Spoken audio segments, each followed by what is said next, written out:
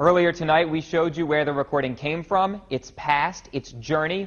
Now we take you through the step-by-step process to prove if this really is Elvis. Elvis Presley, the king, the singer of hits like Love Me Tender and Heartbreak Hotel, I'm living, and maybe also of this recording, living to love you. titled Living to Love You, never released. Documents tie it back to 1976, and songwriter Jimmy Crane and producer Albert Lee.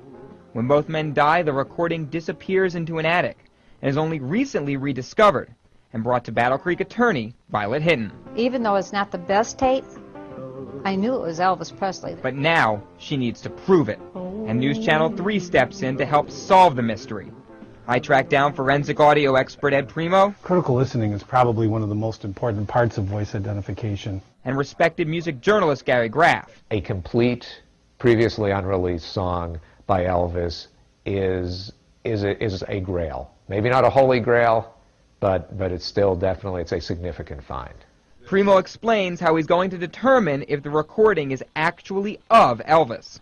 So what we do is we go back to that same era and we pull a piece of music. We find similar phrasing vocally in the music and call that our exemplar, and we compare that to the sample that we want to know if this is indeed Elvis or not.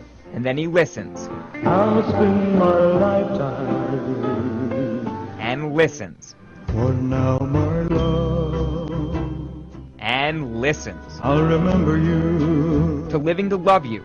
To What Now, My Love, and I'll Remember You off of Aloha from Hawaii. He analyzes the audio spectrum, watches the waveforms bounce, and eventually, the veteran witness from dozens of court cases delivers his verdict. Putting you under oath. Is that Elvis? What would you say? Yes, it's Elvis Presley. There's no doubt in my mind. Tonality, vibrato, phrasing, the spectrum, all a match. But we take it one note further. Check out the audio from a known Elvis song and our suspected Elvis song. You can see how closely they match.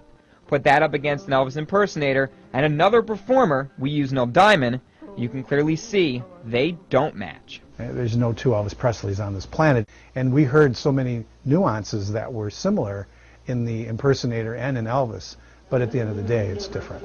Ed Primo is one of the leaders in his field. His word carries a substantial amount of weight. Enough weight for Graff to also believe this is Elvis. He says by the mid-70s, Elvis wasn't doing much recording, which makes this even more special. So you're really talking about probably one of a handful, if that many, of new songs that Elvis recorded in that time period. Who knows what the intent was there? Was this the beginning of a new Elvis album?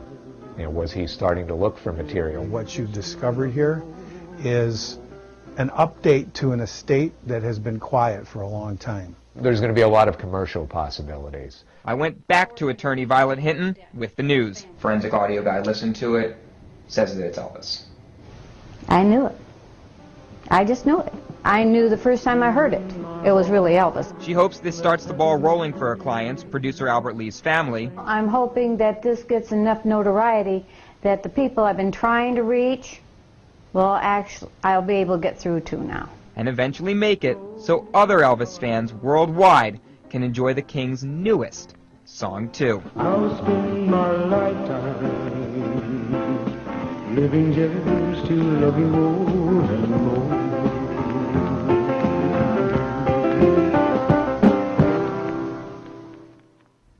This may be only the beginning of the new journey for this recording. Graff says if the right people hear about it, they could raise ownership questions, and the original reel-to-reel may also exist, but the Lee family doesn't have it. We reached out to Graceland and Sony Music Entertainment about this story, but we did not get a response. I'm Mike Chesney, News Channel 3.